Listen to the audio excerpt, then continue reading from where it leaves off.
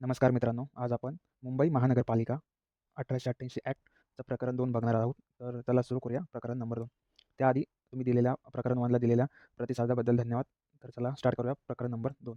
प्रकरण नंबर 2 मध्ये काय आहे, की आज हे जे अधिनियम आहे त्यांचे तरतुदीत अंमलात आणण्याचे काम ज्या महानगरपालिका प्राधिकरणांकडे सोपवण्यात आले आहेत ती आहे पुढीलप्रमाणे: महानगरपालिका, स्थायी समिती, सुधार समिती, बृहन्मुंबई वीज पुरवठा व परिवहन समिती, शिक्षण समिती, प्रभाग समिती, महापौर समिती, महानगरपालिका आयुक्त आणि बृहन्मुंबई वीज पुरवठा व परिवहन उपक्रमांचा महाव्यवस्थापक.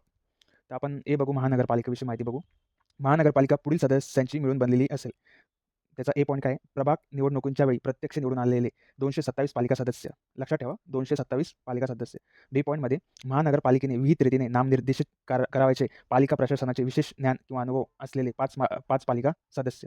लक्षात ठेवा, आपल्याला एक्झाममध्ये विचारू शकतात. परंतु महानगरपालिकेची सध्याची मुदत समाप्त होईपर्यंत या पोटकलमातील कोणतीही गोष्ट परिणामकारक नाही. महानगरपालिका ही बृहन्मुंबई महानगरपालिका या नावाचा एक निकाय असेल आणि तिची अखंड परंपरा असेल आणि एक सामान्य मुद्रा असेल व अशा नावांतला किंवा तिच्यावर दावा लावता येईल. 5 मध्ये काय? कलम 5चे पोटकलम खंड 1 किंवा कलम 19 यामध्ये काही अंतर्भूत असले तरी महाराष्ट्र महानगरपालिका व नगर परिषद सुधारणा अधिनियम 1994 यांच्या प्रारंभानंतर घेतल्या जाणाऱ्या कोणत्याही सार्वत्रिक निवडणुकीच्या प्रयोजनार्थ प्रत्येक निवडणुकीद्वारे भरावयाच्या जागांच्या एकूण संख्येपैकी पोटकलम 2 ते 5 दोन्ही धरून यामध्ये तरतूद केलेल्या अशा संख्येत की पदे अनुसूचित जाती, अनुसूचित जनजाती यामधील व्यक्ती, स्त्रिया व नागरिकांचा मागासवर्ग यांच्यासाठी राखून ठेवण्यात येतील. नेक्स्ट काय आहे? अनुसूचित जातींमधील हे पण अनुसूचित जातींमधील व्यक्तींसाठी राखून ठेवायच्या जागांच्या संख्येच्या महानगरपालिकेमधील प्रत्यक्ष निवडणुकीद्वारे भरवायच्या जागांच्या एकूण संख्येशी असलेले प्रमाण हे जास्तीत जास्त शक्य असेल तेथवर बृहन्मुंबईतील अनुसूचित जातीच्या लोकसंख्येने बृहन्मुंबईच्या एकूण लोकसंख्येचे जे प्रमाण असेल त्या प्रमाणाइतकेच असेल. बी पॉईंट काय? खंड अन्वये राखून ठेवलेल्या जागेच्या एकूण संख्येच्या 1/2 जागा अनुसूचित जातींच्या स्त्रियांसाठी राखून ठेवण्यात येतील. 1/2 जागा अनुसूचित जातींसाठी. लक्षात ठेवा. परंतु अनुसूचित जातींसाठी केवळ 1 जागा राखून ठेवली असेल तर अनुसूचित जातींच्या स्त्रियांसाठी कोणतीही जागा राखून ठेवता येणार नाही. अनुसूचित जनजातींमधील व्यक्तींसाठी राखून ठेवायच्या जागांच्या संख्येच्या महानगरपालिकेमधील प्रत्यक्ष निवडणुकीद्वारे भरवायच्या जागांच्या एकूण संख्येशी असलेले प्रमाण हे जास्तीत जास्त शक्य असेल तेथवर बृहन्मुंबईतील अनुसूचित जनजातींच्या लोकसंख्येचे एकूण लोकसंख्येचे जे प्रमाण असेल त्या प्रमाणाइतकेच असेल.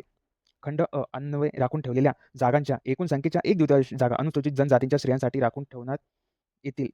परंतु अनुसूचित जनजातींसाठी केवळ 1 जागा राखून ठेवलेली असेल तर अनुसूचित जनजातींच्या स्त्रियांसाठी कोणतीही जागा राखून ठेवण्यात येणार नाही.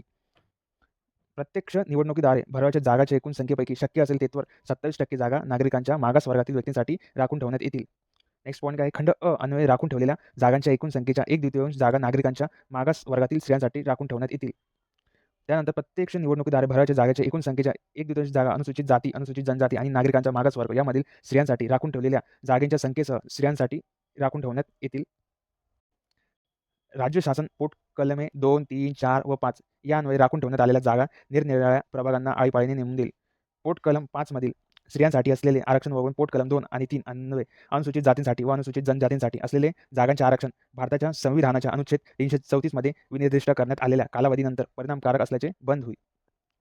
5 ब मध्ये काय? अनुसूचित जाती, अनुसूचित जमाती किंवा यथास्थिती नागरिकांचा मागास वर्ग यांच्याकरता राखीव असलेल्या जागेसाठी निवडणूक लढवण्यास इच्छुक असलेले प्रत्येक व्यक्तीने नामनिर्देशन पत्राबरोबर महाराष्ट्र अनुसूचित जाती, अनुसूचित जमाती, विमुक्त जाती, भटक्या जमाती, इतर मागासवर्ग व विशेष प्रवर्ग जातीचे प्रमाणपत्र देण्याचे व त्यांच्या पडताळणीचे विनिमय अधिनियम 2000च्या तरतुदींना अनुसरून सक्षम प्राधिकाराने दिलेल्या जातीचे प्रमाणपत्र व पडताळणी समितीने दिलेल्या वैधता प्रमाणपत्र सादर करणे आवश्यक असेल. परंतु राज्य निवडणूक आयोगाने जाहीर केलेल्या निवडणूक कार्यक्रमानुसार सार्वत्रिक किंवा पोटनिवडणुकीसाठी नामनिर्देशन पत्र भरण्याचा शेवटचा क्रमांक 31 डिसेंबर 2017 किंवा त्यापूर्वीचा असेल. लक्षात ठेवा, डेट 31 डिसेंबर 2017. त्याबाबत जिने नामनिर्देशन पत्र भरण्याच्या दिनांकापूर्वी आपल्या जातीचे प्रमाणपत्र पडताळणी समितीकडे अर्ज केलेला असेल, परंतु नामनिर्देशन पत्र भरण्याच्या दिनांकाला जिला वैधता प्रमाणपत्र मिळाले नसेल अशी व्यक्ती नामनिर्देशन पत्रासोबत 1. वैधता प्रमाणपत्र देण्यासाठी तिने पडताळणी समितीकडे सादर केलेल्या अर्जाची सत्यप्रत किंवा पडताळणी समितीकडे तिने असा अर्ज केला असल्याबद्दल अन्य कोणताही पुरावा आणि 2. ती निवडून आल्याच्या दिनांकापासून 6 महिन्यांच्या मुदतीत पडताळणी समितीने दिलेल्या वैधता प्रमाणपत्र ती सादर करेल याबद्दलचे हमीपत्र सादर करेल. परंतु आणखी असे की त्या व्यक्तीने ती निवडणूक आल्याच्या दिनांकापासून 6 महिन्यांच्या मुदतीत वैधता प्रमाणपत्र सादर करण्यात कसूर केल्यास तिची निवड भूतलक्षी प्रभावाने रद्द झाली असल्याचे मानण्यात येईल आणि ती पालिका सदस्य राहण्यास निरर्ह ठरेल. त्यानंतर आपण बघणार आहोत महानगरपालिकेची मुदत, पालिका सदस्यांचा कालावधी, निमित्त रिकाम्या जागा इत्यादी. महानगरपालिका तिच्या पहिल्या सभेसाठी नेमून दिलेल्या दिनांकापासून 5 वर्षाच्या कालावधीपर्यंत चालू राहील आणि त्यापेक्षा अधिक काळ चालू राहणार नाही. कॉमन प्रश्न आहे 5 वर्षासाठी. लक्षात ठेवा. त्यानंतर शंका दूर करण्याकरता याद्वारे असे जाहीर करण्यात येत आहे की हा अधिनियम अंमलात येण्यापूर्वी दिनांकापूर्वी महानगरपालिका किंवा नगर परिषद यांच्या राखीव जागेसाठी निवडणूक मुंबई महानगरपालिका अधिनियम, मुंबई प्रांतिक महानगरपालिका अधिनियम 1949, नागपूर शहर महानगरपालिका अधिनियम 1948 किंवा यथास्थित महाराष्ट्र नगर परिषद, नगरपंचायत व औद्योगिक नागरी अधिनियम 1965 यांच्या अशा प्रारंभाच्या दिनांकाच्या लगतपूर्वी अस्तित्वात असलेल्या संबंधित तरतुदींद्वारे विनियमित करण्यात येईल. सन 2015चा महाराष्ट्र अधिनियम क्रमांक 13 कलम 2 ही परंतु जादा दाखल करण्यात आली. सन 1994चा महाराष्ट्र अधिनियम क्रमांक 41 कलम 7 अन्वये मूळ शीर्षकाऐवजी हे शीर्षक दाखल करण्यात आले. वरील अधिनियमाच्या कलम 8 अन्वये कलम 6 ऐवजी ही कलमे दाखल करण्यात आली. मुंबई महानगरपालिका अधिनियम 6 पालिका सदस्यांचा पदावधी महानगरपालिकेच्या मुदतीबरोबर समाप्त होईल. लक्षात ठेवा, आपल्याला प्रश्नामध्ये विचारू शकता की 6 काय, तर त्याचा आन्सर आहे पालिका सदस्यांचा पदावधी महानगरपालिकेच्या मुदतीबरोबर समाप्त होईल. 6 महानगरपालिकेची रचना करण्यासाठी घ्यावयाच्या निवडणुका कलम 6 मध्ये निर्दिष्ट केलेली तिची मुदत समाप्त होण्यापूर्वी पूर्ण करण्यात येईल. 7 पालिका सदस्य सेवानिवृत्त होण्याचा दिवस सन 1994चा महाराष्ट्र अधिनियम क्रमांक 41 कलम 9 अन्वये वगळण्यात आले. पालिका सदस्यांच्या नेहमीचा पदावधी समाप्त झाल्यानंतर प्रशासकाची नेमणूक करण्यासाठी तरतूद सन 1994चा महाराष्ट्र अधिनियम क्रमांक 41 कलम 10 अन्वये वगळण्यात आले. 7 या अधिनियमाचे कलमे 47, 49, 50 किंवा 50 किंवा इतर कोणती तरतूद यामध्ये काही अंतर्भूत असले तरी पालिका सदस्य असण्याचे बंद होईल. अशी व्यक्ती ती पालिका सदस्य असण्याच्या आधारे महानगरपालिकेच्या कोणत्याही समितीवर धारण करीत असलेले कोणतेही अधिकारपद वस्तुतः रिकामे करेल. पालिका सदस्याने तो पालिका सदस्य असल्याचे बंद झाल्यास सर्व अधिकार पदे रिकामे करणे. 8वा पॉईंट काय, जी कोणती व्यक्ती पालिका सदस्य असल्याचे बंद होईल ती व्यक्ती निर्हेय ठरवण्यात आली नसल्यास पुन्हा पात्र असेल. 9 पालिका सदस्य म्हणून निवडून आलेले व्यक्तीने अधिकारपद स्वीकारण्याचे नाकारले असता अथवा असा पालिका सदस्य मरण पावला, त्याने राजीनामा दिला, तो निर्हेय झाला असता किंवा त्याच्या पदावधीमध्ये तो काम करण्यास असमर्थ झाला असता त्याच्या अधिकारपदाची जागा नैमित्तिकरित्या रिकामी झाली आहे असे मानले जाईल आणि अशी रिकामी झालेली जागा सोयीस्करपणे शक्य होईल तितक्या लवकर त्या जागी एखाद्या व्यक्तीची निवडणूक करून भरण्यात येईल. अशी व्यक्ती ज्या पालिका सदस्यांच्या जागी ती निवडून आली असेल त्या पालिका सदस्याला ती जागा रिकामी झाली नसती तर जितक्या अवधीपर्यंत अधिकारपद धारण करण्याचा हक्क असता तितक्याच अवधीपर्यंत अधिकारपद धारण करेल. निवडून आलेल्या पालिका सदस्यांची नियमितरित्या रिकामी झालेली जागा कलम 34 मध्ये तरतूद केलेल्या रीतीने भरण्यात येईल. परंतु अशा जागा सदस्यांचा पदावधी कलम 6 अन्वये ज्या दिनांक समाप्त होईल त्या दिनांच्या मागील 6 महिन्यात रिकामी झाल्यास ती भरण्यासाठी कोणतीही निवडणुका घेता येणार नाही. 10 नंबरचा पॉईंट, राज्य निवडणूक आयुक्त पालिका सदस्य म्हणून निवडून आलेले सर्व पालिका सदस्यांचे नावे शासकीय राजपत्र प्रसिद्ध करेल. मतदारांच्या आणि पालिका सदस्यांच्या अर्हता व नियर्ता हे महत्त्वाचं आहे. 11 पॉईंट काय म्हणतो की ज्या प्रभागासाठी निवडून देण्यात येत आहे असेल त्या प्रभागाचा मतदार म्हणून नगरपालिका मतदार यादीत एखाद्या व्यक्तीचे नाव दाखल झालेले नसेल तर तिला अशा प्रकारच्या निवडणुकीत मतदानाचा हक्क असणार नाही. त्यामध्ये 11 पॉईंटमध्ये काय म्हणतो की प्रतिनिधींच्या निवडणुकीतील मतदारांची अर्हता सन 1950चा मुंबई अधिनियम क्रमांक 48 यांच्या कलम 6 अन्वये निरसित करण्यात आले. 12 आणि 13 पॉईंट म्हणतो सन 1922चा मुंबई अधिनियम क्रमांक 6 या अन्वये निरसित करण्यात आले. मुंबई महानगरपालिका अधिनियम कोणतीही व्यक्ती तिचे नाव कोणत्या तरी प्रभागाच्या नगरपालिका मतदार यादीमध्ये दाखल केलेले असल्या वाचून एखाद्या प्रभागाच्या निवडणुकीत पालिका सदस्य म्हणून निवडून येण्यास अर्हता असणार नाही. 14 प्रतिनिधींकडून सदस्य म्हणून निवडणूक होण्यासाठी अर्हता 1950चा मुंबई अधिनियम क्रमांक 48 या अन्वये निरसित करण्यात आले. 15 चेंबर वगैरे यांनी करावयाच्या निवडणुकीच्या अर्हता 1950चा मुंबई अधिनियम क्रमांक 48 या अन्वये निरसित करण्यात आले. 15 स्वीकृत केले जाण्यासाठी अर्हता 1931चा मुंबई अधिनियम क्रमांक 17 याच्या कलम 3 अन्वये निरसित करण्यात आले. 16 कोणतीही व्यक्ती पुढील परिस्थितीत पालिका सदस्य म्हणून निवडून येण्यास व पालिका सदस्य राहण्यास निर्याळ होईल. 1 राज्य विधानमंडळाच्या निवडणुकीत प्रयोजन त्या वेळी अंमलात असलेले कोणतेही कायदेधारक किंवा तज्ज्ञ अशा प्रकारे निर्याळ ठरवण्यात आले असेल, परंतु कोणत्याही व्यक्तीच्या वयाची 21 वर्षे पूर्ण झालेली असतील तर तिचे वय 25 वर्षापेक्षा कमी आहे या कारणावरून तिला निर्याळ ठरवता येणार नाही. 2 महाराष्ट्र राज्य विधिमंडळाने केलेल्या कोणत्याही कायद्याद्वारे किंवा तज्ज्ञ अशा प्रकारे निर्याळ ठरवण्यात आले असेल तर किंवा महाराष्ट्र महानगरपालिका सुधारणा अधिनियम 1970च्या कलम 2च्या प्रारंभानंतर कोणत्याही वेळी भारतीय दंड संहितेचे कलम 153 किंवा कलम 505 चे पोट कलम 2 किंवा 3 खाली शिक्षापात्र अपराधाबद्दल सिद्धपराध ठरवण्यात आली असेल, परंतु अशी निर्हरता अशा अपराधस्थितीच्या तारखेपासून 6 वर्षाच्या कालावधीकरता राहील किंवा कलम 18(1) अन्वये पदावरून दूर करण्यात आली असेल आणि अशा प्रकारे पदावरून दूर करण्याचा दिनांकापासून 5 वर्षाचा काळ लोटला नसेल किंवा नैतिक अधपतनाचा अंतर्भाव असलेले कोणत्याही अपराधाबद्दल भारतातील न्यायालयाने तिला सिद्धपराध ठरवलेले असेल तर मात्र अशा अपराधसिद्धाच्या दिनांकापासून 6 वर्षाचा कालावधी उलटून गेलेला असेल तर ती गोष्ट वेगळी किंवा तिला 2 पेक्षा अधिक मुले असतील तर. परंतु महाराष्ट्र महानगरपालिका आणि नगरपरिषद नगरपंचायत आणि औद्योगिक नागरी दुसरी सुधारणा अधिनियम 1955 यांच्या प्रारंभाच्या दिनांकास या खंडास यापुढे ज्या निर्देश अशा प्रारंभाचा दिनांक असा करण्यात आला आहे. 2 मुलांपेक्षा अधिक मुले असणारी व्यक्ती अशा प्रारंभाच्या दिनांकास तिला असणाऱ्या मुलांच्या संख्येत वाढ होत नाही, तोपर्यंत या खंडन्वये निराळ ठरणार नाही. परंतु आणखी असे की अशा प्रारंभाच्या दिनांकापासून 1 वर्षाच्या कालावधीत एकाच प्रसूतीमध्ये जन्माला आलेले एक मूल किंवा एकापेक्षा अधिक मूल या खंडात नमूद केलेल्या निराळतेच्या प्रयोजनाकरता विचारात घेतली जाणार नाही. या स्पष्टीकरण का या खंडाचा प्रयोजनार्थ एक ज्यावेळी एखाद्या जोडप्याला अशा प्रारंभाच्या दिनांकाला किंवा त्या दिनांकानंतर आणि त्यानंतर फक्त एक मूल असेल आणि त्यानंतर एकाच प्रसूतीमध्ये कितीही मुलांचा जन्म झाला तर ते एकच मूल असे समजण्यात येईल. 2 मूल यामध्ये दत्तक घेतलेले मूल किंवा मुली यांचा समावेश होत नाही. जर व जोपर्यंत अशी व्यक्ती नादार असल्याचे न्याय निर्णीत करण्यात आले असून किंवा पुन्हा नादार असल्याचे न्याय निर्णीत करण्यात आले असून इलाका शहर नादारी अधिनियम 1909 याचे कलम 103 किंवा प्रांतातील नादारी अधिनियम 1920 याचे कलम 73 अन्वये कोणतीही निरळता तिला प्राप्त झालेली असेल तर व तोपर्यंत अथवा ती आयुक्त, संचालक किंवा उपयुक्त असेल किंवा महानगरपालिकेचे अधिकारी किंवा कर्मचारी असेल तर किंवा ती लायसनदार, सर्वेक्षक किंवा नळ कारागीर असेल किंवा एखादा लायसनदार, सर्वेक्षक किंवा नळ कारागीर जिचा सदस्य असेल त्या भागीदारी संस्थेच्या ती सदस्य असेल तर व तोपर्यंत अथवा ती लघु वाद न्यायालयाचा मुख्य न्यायाधीश असेल तर किंवा त्या न्यायाधीश म्हणून काम पाहत असेल तर व तोपर्यंत अथवा विश्वस्त या नात्याहून अन्य नात्याने महानगरपालिकेस देणे असलेले कोणत्याही प्रकारचे थकबाकी देण्याबद्दल विशेष नोटीस बजावण्यात आल्यानंतर 3 महिन्यांच्या आत ती भरपूर ती कसूर करेल व तोपर्यंत अथवा महानगरपालिकेबरोबर महानगरपालिकेने किंवा महानगरपालिकेच्या वतीने केलेले किंवा असलेले कोणतेही संविधित किंवा नोकरीत तिचा स्वतःचा किंवा आपल्या भागीदारामार्फत प्रत्यक्ष किंवा अप्रत्यक्षरित्या कोणताही हिस्सा किंवा संबंध असेल तर तोपर्यंत अथवा पालिका सदस्य म्हणून निवडून आल्यामुळे पालिका सदस्य म्हणून असलेल्या आपल्या पदावरती प्रत्यक्षपणे किंवा प्रत्यक्षपणे तिचा स्वतःचा किंवा तिच्या भागीदाराचा कोणत्याही संमतीनी परवाना धरून मात्र महानगरपालिकेने दिलेले कोणतेही अधिकृत निवासन वगळून कोणतेही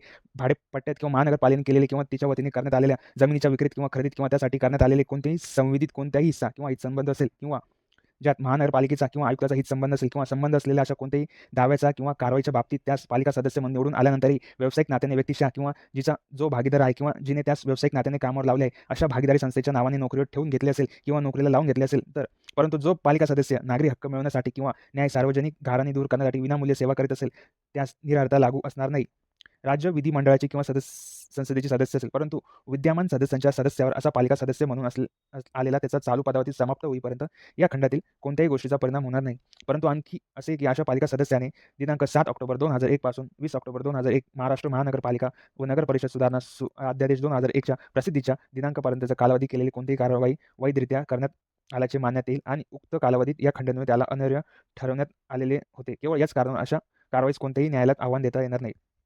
खंड फ च्या प्रयोजनार्थ काय की एक महानगरपालिका निवृत्ती वेतनधारीस निवृत्ती वेतन मिळते याच केवळ कारण महानगरपालिकेच्या किंवा तिच्या वतीने असलेले कोणतेही नोकरीत त्याच्या कोणताही हिस्सा किंवा संबंध आहे असे मानण्यात येणार नाही. 2 एखाद्या व्यक्तीचा कोणताही नातेवाईक महानगरपालिकेने किंवा तिच्या वतीने तिचा अधिकारी किंवा कर्मचारी म्हणून नोकरीवर ठेवण्यात आला आहे याच केवळ कारण उक्त व्यक्तीच्या महानगरपालिकेत किंवा तिच्या वतीने असलेल्या कोणत्याही नोकरीत असलेला कोणताही हिस्सा किंवा हितसंबंध आहे असे मानण्यात येणार नाही.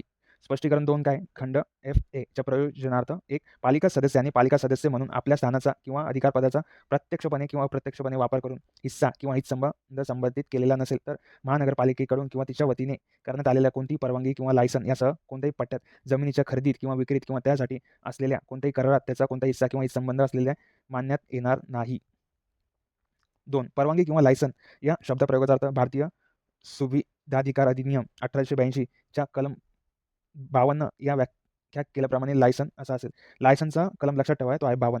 जर एखादा पालिका सदस्य किंवा एखादी व्यक्ती महापौर किंवा यथास्थित उपमहापौर हे पद धारण करीत असताना किंवा जेव्हा ती महापौर अथवा उपमहापौर हे पद धारण करत होती त्यावेळी तिचे पद कर्तव्य पार पाडताना तिने केलेल्या गैरवर्तणुकीबद्दल किंवा कोणत्याही अशोभनीय वर्तनाबद्दल दोषी असल्याचे आढळून असल्यास राज्य शासनास अशा पालिका सदस्यास अथवा व्यक्तीस आपले म्हणणे मांडण्याची वाजवी संधी दिल्यानंतर अशा पालिका सदस्यास त्याच्या पालिका सदस्य म्हणून असलेले उर्वरित कालावधीसाठी पालिका सदस्य म्हणून राहण्यास निरर्ह ठरवण्यात येईल आणि तसेच अशा निरर्थेच्या आदेशाच्या दिनांकापासून 6 वर्षाच्या कालावधीसाठी पालिका सदस्य म्हणून निवडून येण्यास निरर्ह ठरवता येईल.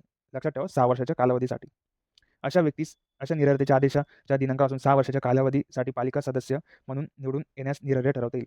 पालिका सदस्य म्हणून पद धारण करताना एखाद्या व्यक्तीस त्या पदावधी महाराष्ट्र स्थानिक प्राधिकरण सदस्यांची निरर्हता अधिनियम 1886 अन्वये पालिका सदस्य असल्यास निरर्ह ठरवण्यात आल्यास ती व्यक्ती असा पालिका सदस्य म्हणून पद धारण करण्याचे बंद होईल.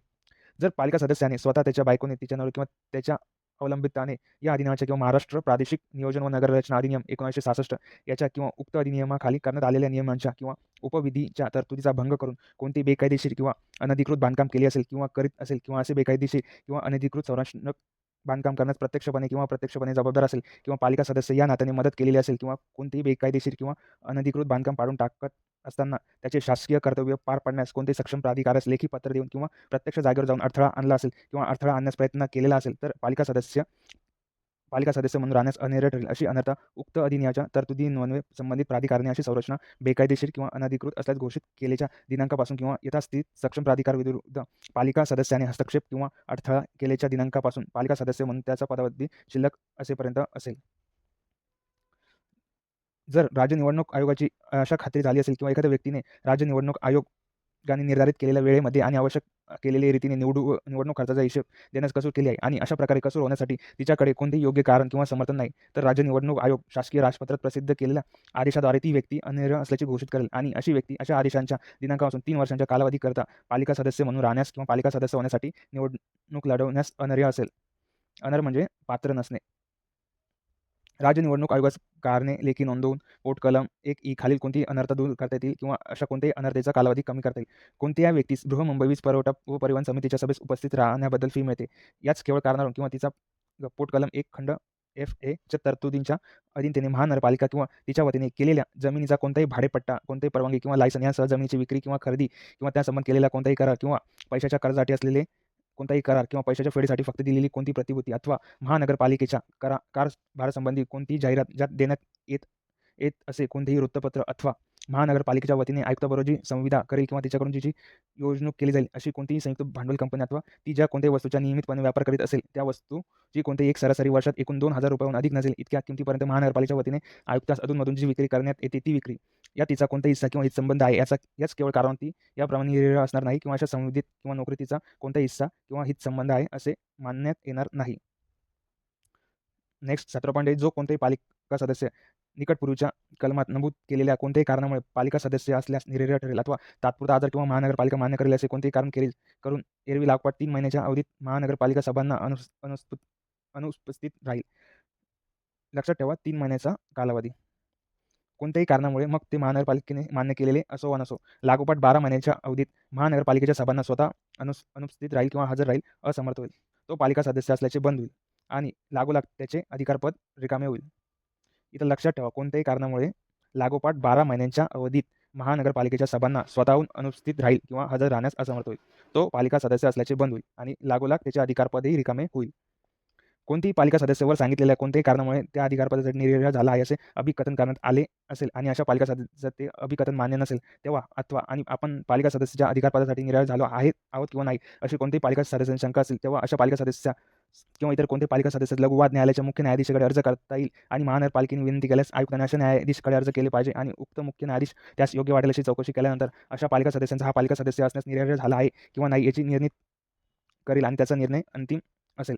जर कोणतीही पालिका सदस्य म्हणून असलेल्या त्याच्या चालू पदावधीमध्ये किंवा चालू पदावधीच्या लगत पूर्वीच्या पदावधीमध्ये पालिका सदस्य म्हणून त्याची कर्तव्य बजावत असताना कोणत्याही गैरवर्तणुकीबद्दल किंवा कोणत्याही अशोभनीय वर्तनाबद्दल दोषी ठरला असेल तर राज्य शासन स्वतःहून किंवा महानगरपालिकेच्या शिफारसीवरून त्या सदस्यास पदावरून दूर करता येईल.